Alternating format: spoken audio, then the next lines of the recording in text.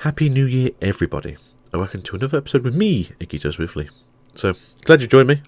I'm sure you've seen the title of the episode right now. So, yeah, let's just get into it. So, just the facts, I suppose, we should go over. It's been a bit of a weird year for everyone, so let's try, I suppose, and get somewhere with this. The cost of a failing card game channel. So, in all fairness, I've got 100 subscribers. I've had a few more, I've had a few less. I'm happy with where I am. I'd like to be further up in the chain, if that makes sense to people, but, 100 subscribers, that's fantastic. Thank you very much for being here, you guys. I know a lot of card channels and a lot of other channels don't even get this far. I've got two other channels. One that was technically meant to be a review channel from like 7-8 years ago that didn't ever take off. And a gameplay channel for a different thing on another one that's about the same as the other channel. So yeah, neither of those are taken off. But you guys, you've stuck with me, and I thank you for that. So, let's get into the money side of things. So, as you know, I'm not going to count the PC, because I had that before the whole YouTubing thing, so I can't count that. Monitor the same. But the things I did buy was a new microphone, a Blue Yeti. Now lucky I got that cheap, I suppose you can say. I think I got it for about £60. Blue Yetis normally go for around about 100. So that wasn't so bad. And then I got the camera that I used as much as I can for everything, because my old camera was awful. And that was, I think, around £80, and that was in the sale. And I will put somewhere like what the camera was and what the specs are and all that.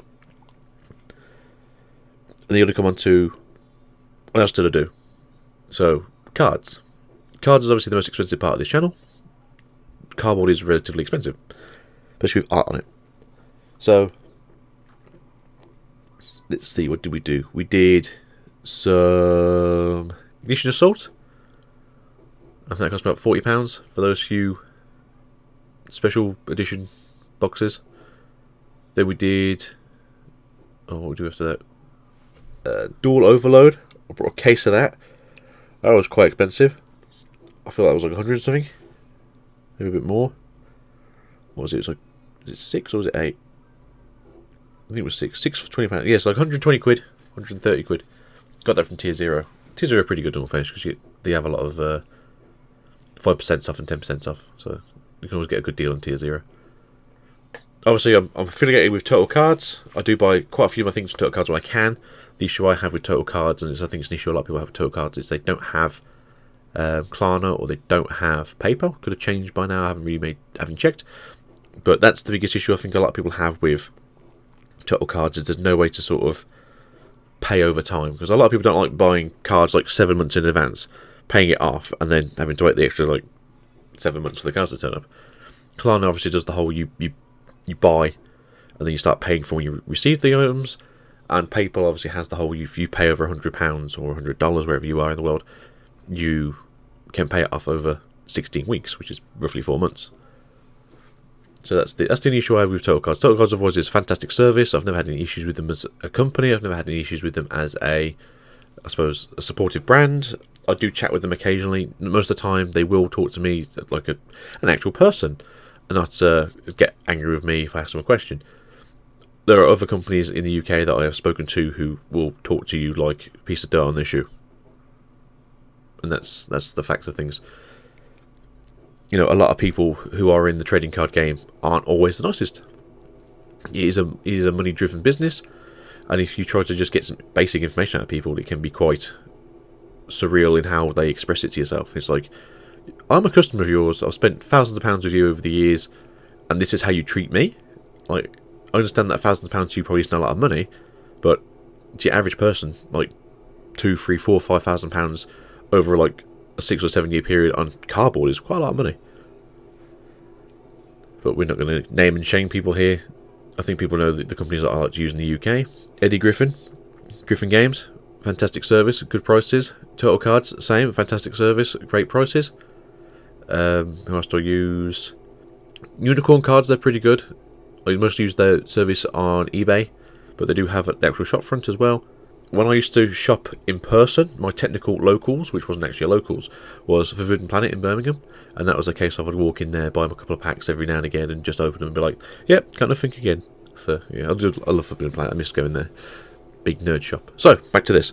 Then we did Eternity Code, which was 2 cases, which I think I got from Tier 0 again. Then that was 55, I think, at the time, so it was 110. Got it on PayPal, I think. Cracked open the Starlight Rare Trap Tricks. Didn't even know about it until like later on. Someone commented and made me look like an idiot, but nonetheless, it's still funny. So that paid for the boxes and a bit more, because that would have been... I still got the card, but the price of the card's still like £200. So yeah, you paid for the basically everything up to that point in terms of like cardboard. That's when I then brought my good camera, I think. Because I think I still had the microphone. Yeah, I don't think I had the microphone or the good camera then. I think that was done on the old crappy camera. So what was that? So we're at about 100, no, 60, 80, 140, another 40, 180, and then 100. Let's say 300. So we're at £300. Then we did a load of Pokemon stuff. That came up to about £200. So we're at £500. Then the wife brought me some stuff from Eddie Griffin. This is when we first started using Griffin Games. Sorry, Griffin Gifts. That was another £100 there, so that's 600. Yeah, we had a load of Rebel Clash stuff. We had a load of what was it? Darkness Ablaze. We went crazy on Darkness Ablaze. We spent over £500 on Darkness Ablaze. So that's like £1,000 right there. Then we went a bit crazy on Yu-Gi-Oh stuff. So every set from that day onwards, we brought 2 of each because it was like 55 because we wanted to do the 100. And that was 100. So that's like 1,110. Then another 1,110. So let's say 1,220 up until September. Then I brought the Mega Tin box. That was, I think, 150 because I got in the second wave of pre-orders. Didn't get in the first wave because I was like, I don't know what I'm going to do. So that was like 1,350. Then what did we do after that? We did Champion's Path. That was like 250. So there, there's no. What we're looking at now, like 1,600. Then we did the Maximum Gold, which was I think £100. I think it was about 100. So that's 1,700. I'm trying to think. What else we got? That's what we brought. Vivid Voltage. That was about 200. So 109. Yeah, £1,900. That's what it roughly cost this year in terms of stuff. So not a great deal, not a lot. Nearly £2,000 on the channel, and that was it basically. That's what I spent this year. I think I would have spent more. I did spend more in terms of like bits and bobs. I did buy little cards here and there. I did try and do a few things. I did buy a few theme decks, like £20 a pop for the free. So it might have been more like 2,000, 2,100. But I'm not done with the channel, so don't think I'm not going to come back. But I am done for now with Yu-Gi-Oh! Yu-Gi-Oh! It's because of how COVID's been with Yu-Gi-Oh! A lot of it got pushed in, and I think that's made me kind of resentful. At the start, when Pokemon was pretty much like silent about everything, and Yu-Gi-Oh! / Konami were like, here's some product. I was like, great content, I can do something with this. I got 600 views on my first proper Yu-Gi-Oh! Video. Great, awesome. Every video like this is going to carry on. And then I had a few others where I got like 800 views, 900 views. Haven't hit 1,000 views yet. Come on, guys, we can do this together. Let's get 1,000 views. Every single I like to do. That's my goal for next year. Like, try and get a video that's worth people watching. I want to get a video that's got 1,000 views. I want to get maybe 200 subscribers next year. But yeah. So, Yu-Gi-Oh! Went from being this great, it's given us lots of content and lots of products to buy, to being there's too many products to buy. And then we got pushbacks, and then we got more pushbacks, and then we got products basically coming out day after day of each other. What was it, like Maximum Gold was meant to come out at the end of September, and it came out at the end of October in the end, I think. And then instantly, like the week after, it was... What was it? Phantom Rage. And then, like, was it the month after that? It was Genesis Impact. No, Genesis Impact was at the beginning of December. So yeah, like within like 6 weeks, there was like 2 side products and 1 main product. yeah, there was a lot of products in one go. And as you've noticed, there's not much Yu-Gi-Oh stuff on my channel anymore. I'm not giving up on Yu-Gi-Oh. I'm just probably won't be buying stuff for Yu-Gi-Oh anymore, at least for now. As you've noticed, a lot of Digimon content is on the channel now. I love Digimon. I love Pokemon. Yu-Gi-Oh is cool still. Don't get me wrong, but Digimon is probably where this channel is going to go for now. The reason why you haven't seen much Pokemon content on the channel right now is for the fact that, in all fairness, no, I took it for granted. Like me and my missus' pastime was essentially opening Pokemon packs together. You know, we get the booster when it came out. Well, we get one of everything. We get out, we sit on the floor, we split everything in half. We crack it open together, and then whatever was left, you know, we'd be putting our binders. We'd have a laugh. We'd see what we could have, and if obviously it was cheap enough, we'd obviously just fill out the binder. Now, with everything that's going on with Logan Paul and the influencers basically just throwing stacks of cash at people, saying like, "Hey, just give me like, you know, a couple of pallets of this, a couple of pallets of that." Like, they've not ruined Pokemon, but they've kind of put it in a situation where Pokemon is definitely struggling to just keep up with demand. Obviously, we're in a situation where Pokemon has announced themselves that they are basically at 30% efficiency right now, which means, you know, if they normally have like, say, 2 million booster boxes, you're looking at like 600,000 maybe. And that's not a lot if you think about how many people are literally just throwing like $10,000, $20,000 at Pokemon right now, just to take sort of that chunk out of the market. That doesn't sound like a lot either, but when you think like that's kind of like some stores like full inventory for that kind of product, that is when you are thinking like a whole shop basically has lost its product because somebody went to the middleman and went, "I'm going to give you the money straight up, send it my way," which, you know, perfectly fine in this generation. Welcome to capitalism. Whatever. So yeah, Pokemon I think will be just a me and the wife thing. Occasionally, if I get something she's not interested in, I might upload it. I think Shining Fates might be the next thing I upload for Pokemon, which is end of February, beginning of March.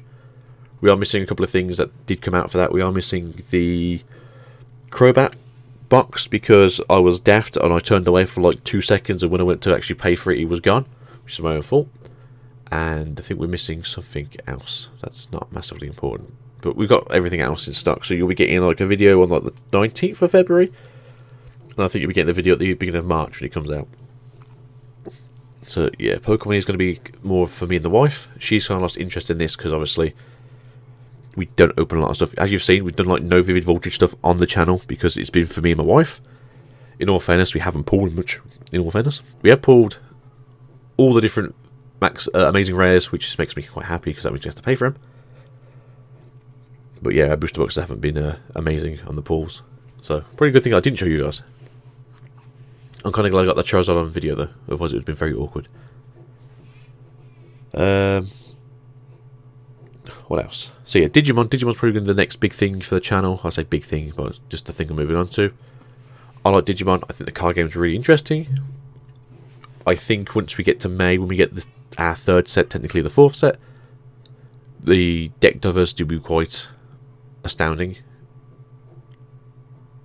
In the first 3 sets, they've essentially made it so red and blue were the main decks, and then as of set 4, the other 4 decks actually look really good, and in comparison can push back against the red and blue decks.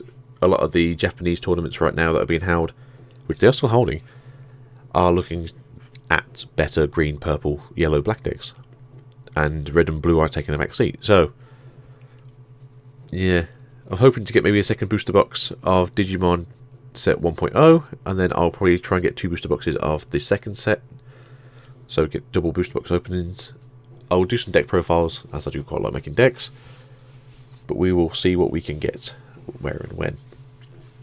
But yeah, that's it for now, guys. So if you've got any questions, ask in the comments. Happy to answer anything if I can.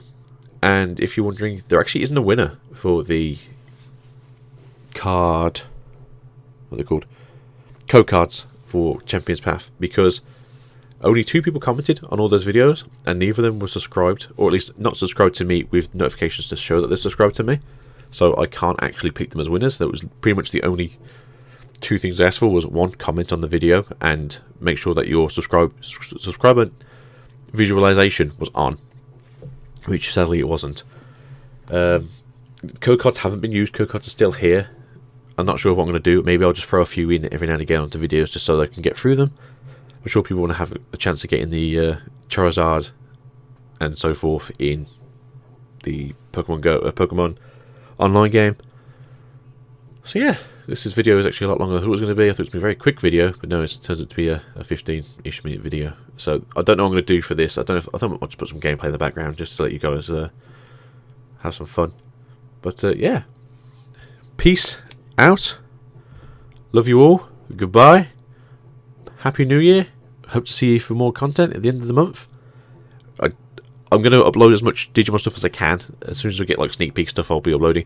There will be other channels that are going to beat me, as I always say. I do work full time. I don't work from home. I don't get the privilege of having to sit at home and sit on my computer and just like multitask 2 different things. I am sadly stuck far away from my computer. And yeah, but content will be there when I can get it there. Peace out. Goodbye.